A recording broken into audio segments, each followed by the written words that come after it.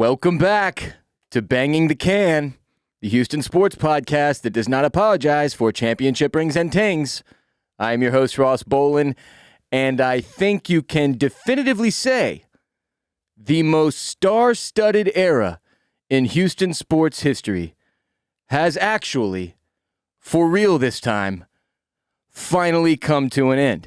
With Carlos Correa choosing the Minnesota Twins as his new home, for this season at least, and Deshaun Watson choosing the Cleveland Browns as his next victim, there is now a long list of legends we've had to watch leave our city over the past several years. Carlos Correa, Deshaun Watson, George Springer, DeAndre Hopkins, J.J. Watt, James Harden. I mean, those are legitimate Houston sports icons permanently, forever, and every single one of them is gone, but still playing elsewhere.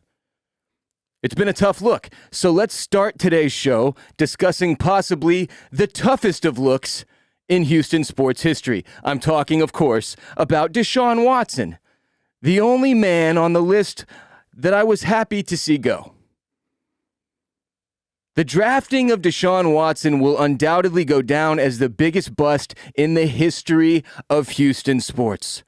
For us to actually end up drafting Deshaun, after all the speculation and uncertainty, for us to actually end up with a highly coveted national championship winning quarterback, a young, seemingly charismatic and caring, proven champion who had all the right skills for today's NFL, and for him to be then completely wasted on the Bill O'Brien era before having a shitstorm of sexual assault allegations rain down on him, and then him ultimately force a trade to fucking Cleveland, of all places, after so many years of waiting for a legitimate quarterback to turn us from perennial mediocrity into potential championship contender, and then for it all to fall apart because Cal McNair is incompetent and Deshaun Watson is too horny for his own good?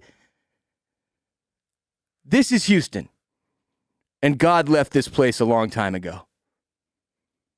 And maybe that's why Deshaun didn't belong, since he's the model of Christianity and all, Jesus Christ's number one fan. Good riddance, Deshaun Watson, you creepy-eyed, flying girls in from out of state, pulling your crank out mid-massage, Bible verse-quoting piece of disappointing pizza. In all seriousness, I say this with my chest out. Fuck Deshaun Watson. The way he handled the last couple years with regard to respecting the fans could not have been worse. He spit on us. He didn't care at all about our feelings, much like those masseuses. I mean, aside from all the sexual assault allegations, when you consider the total lack of shits shown to Houston Texans fans, no apology, no real appreciation, nothing of substance in the way of an excuse or a real acknowledgement of his wrongs, nothing.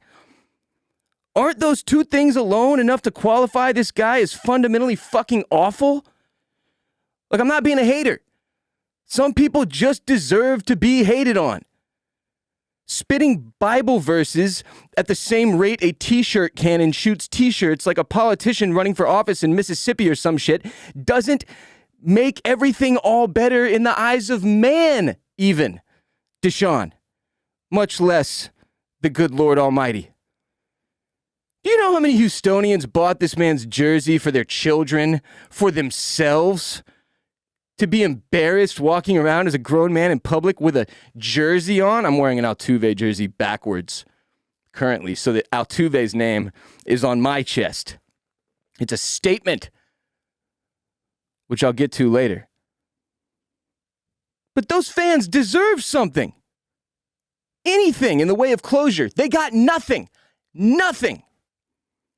We went from watching a potential all-time badass run our offense to the neck overnight with no fucking warning.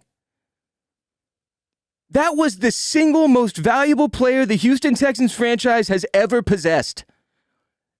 And yet, I am happy to see him go. His entire tenure here will be lost to the sands of time because there wasn't a single highlight that will outshine the stain of shit he left behind.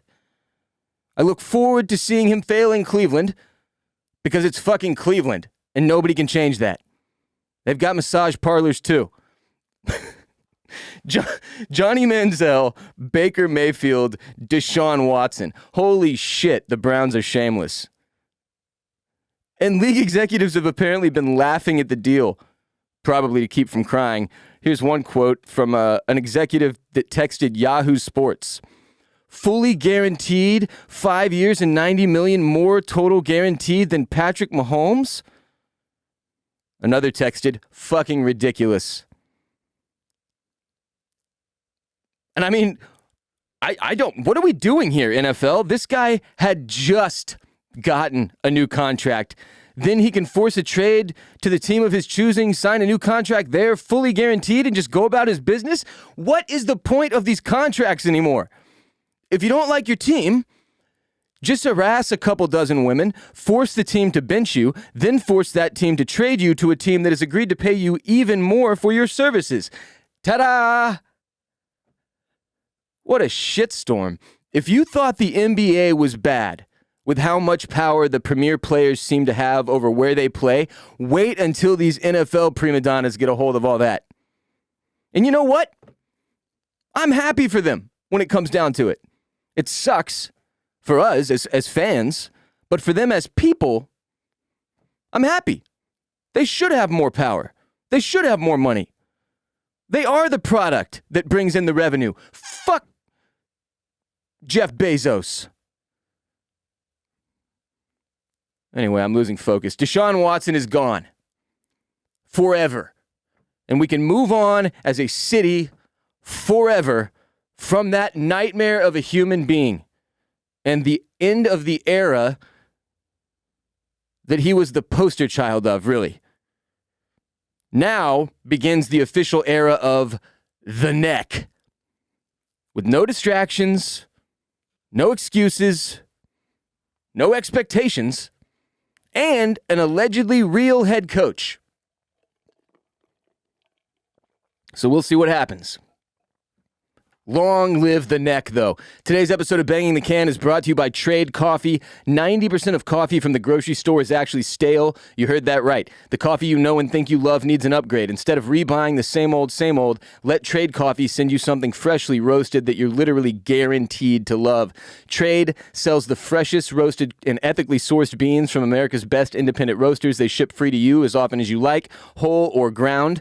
Whether you're a coffee nerd or just want a better daily cup, Trade's real coffee experts taste test over 400 roasts and use technology to match you to your ideal coffee based on your preferences and brewing method. You just take the coffee quiz to get started. Trade Coffee guarantees you'll love your first bag or they'll replace it for free. Trade has been featured by the New York Times, Wired, GQ, has over 5 million bags of coffee delivered. Their subscription is no hassle. Skip shipments, change your frequency, or cancel at any time.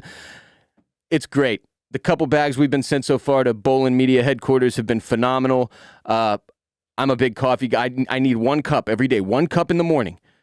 And my Trade Coffee offering has been phenomenal thus far. I love it. And for our listeners, for the can bangers, right now, Trade Coffee is offering a total of $20 off your first 3 bags when you go to drinktrade.com/BTC.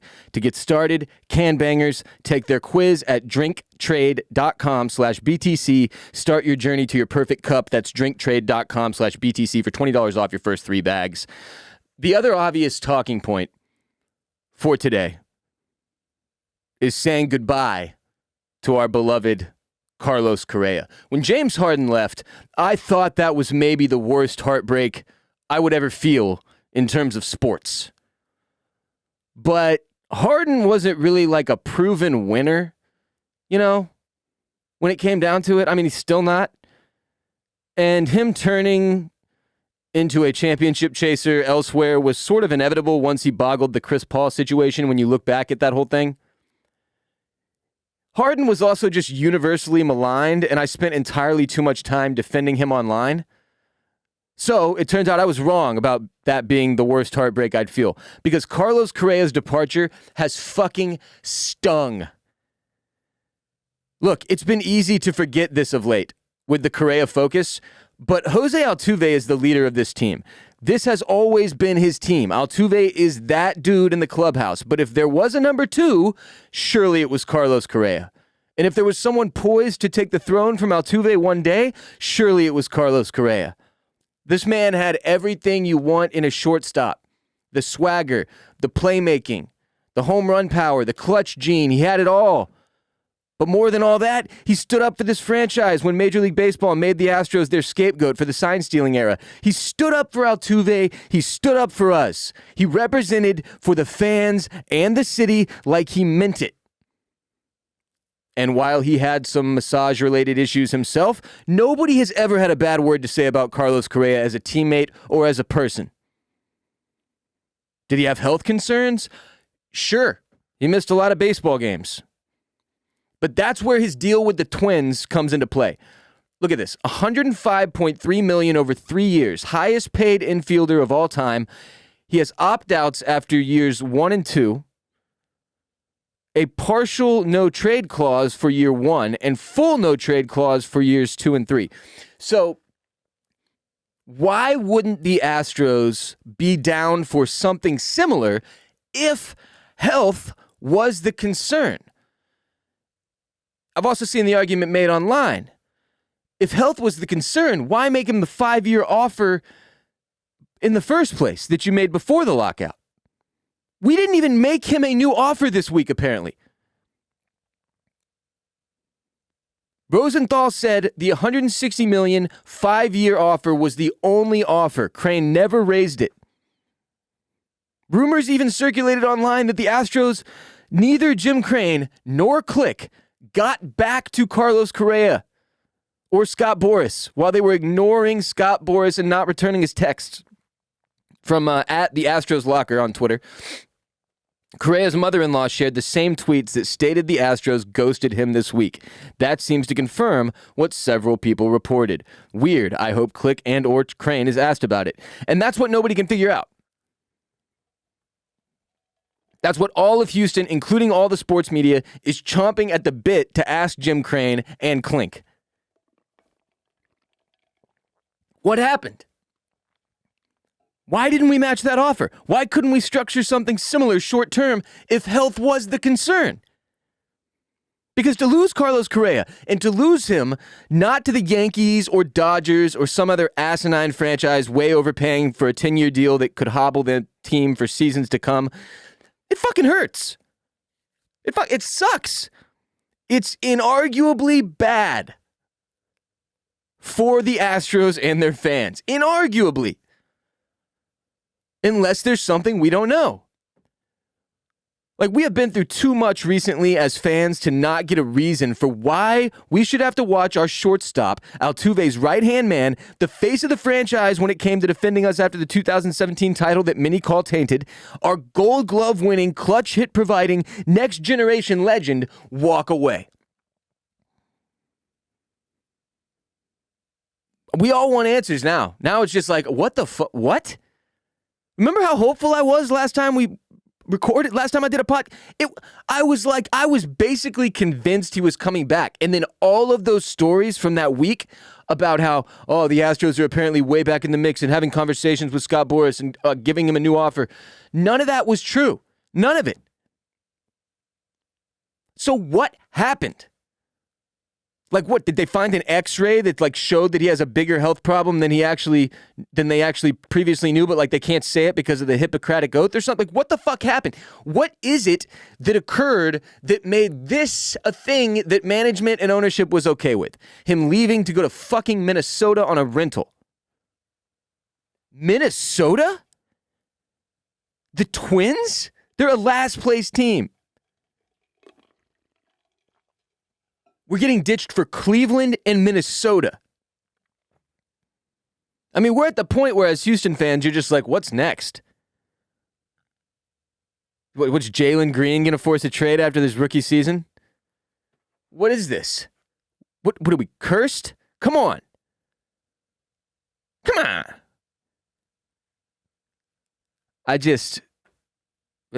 Anyway, here's a fun story to close out on a semi-positive note in terms of Carlos Correa.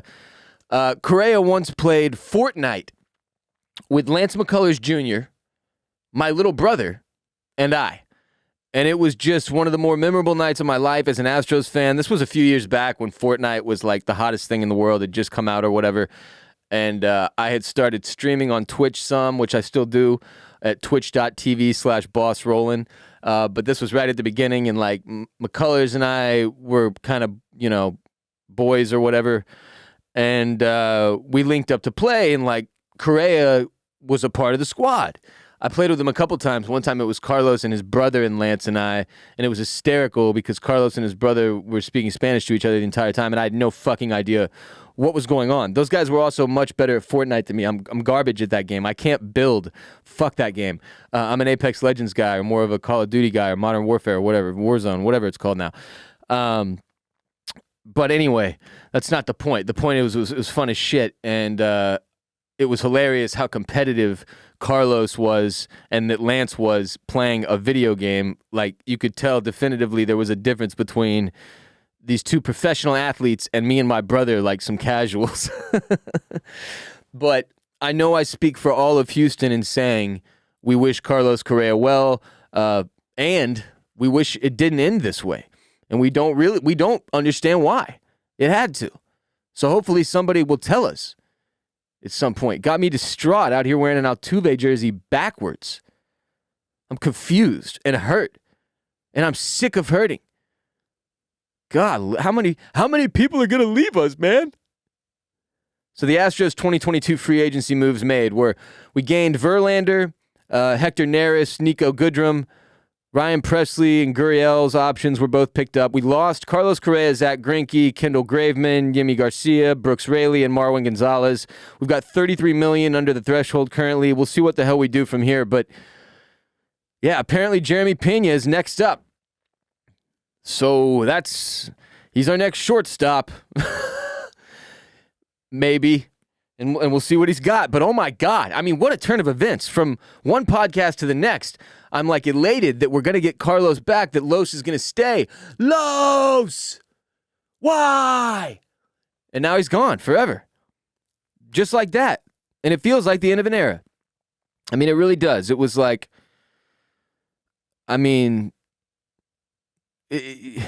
I will miss the dude forever. I'll always wonder what it would have been like to get one or two more rides with the full squad of Correa, Bregman, Altuve, and McCullers.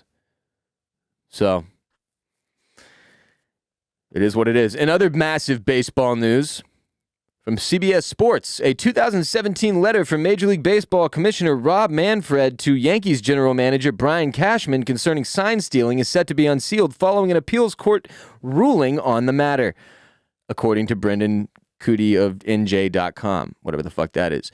The Yankees have previously objected to the letter after being released, with team president Randy Levine citing privacy interests.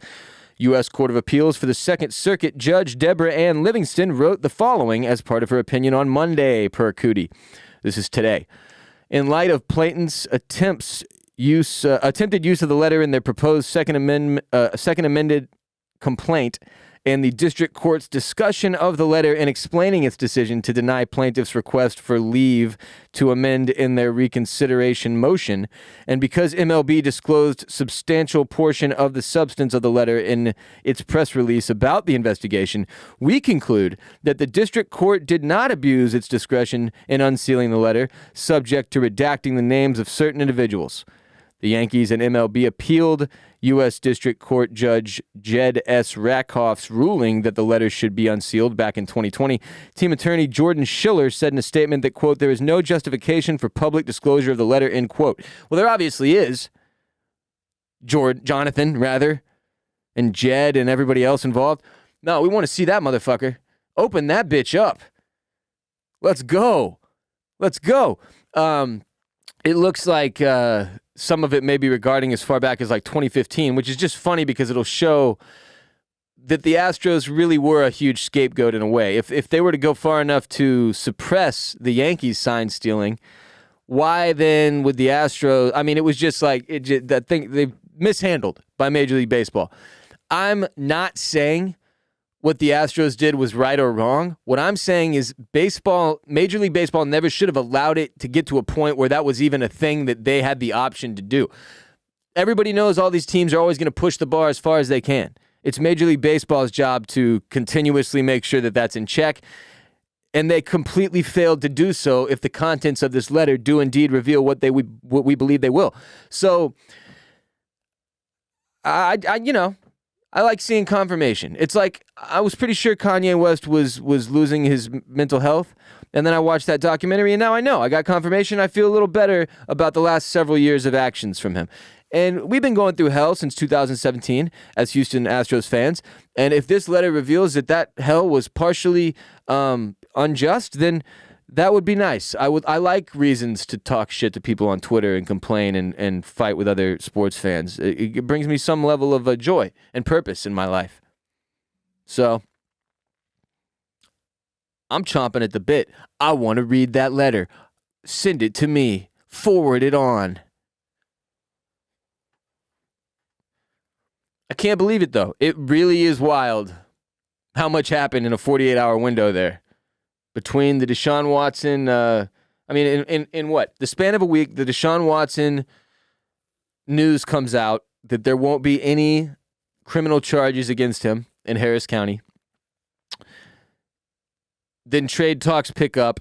Then he's gone, and to where? Cleveland, Ohio. Next thing you know, after all of the seemingly positive momentum that had built online, none of which existed in real life, which is often the case with the internet, and a good lesson to take away, kids. Just because something says something online does not make it so. If you read the internet, you believed Carlos Correa was staying. I certainly did. But in reality, they didn't even call the man back. And hopefully we hear more. I hope there will be more to discuss on this front because it's too important of a player to lose this way with no reason, with no explanation. So I look forward to that. Thank you all for being here today. Make sure you tell your Houston sports friends and family about the show. We can heal and grow forward from this together into this next era of Houston sports on the horizon. I'm looking a couple years into the future here. Follow the show on social media at Banging the Can on TikTok, on Instagram, and Twitter at Banging the Can. Support our sponsor, Trade Coffee. To get started, take their quiz at drinktrade.com/BTC and start your journey to the perfect cup. That's drinktrade.com/BTC for $20 off your first 3 bags just for being a can banger. Hit bolenmedia.com/shop to grab a Banging the Can dad cap or t-shirt. And I will be back soon. My name is Ross Bolen. Until then, H-Town, stay down.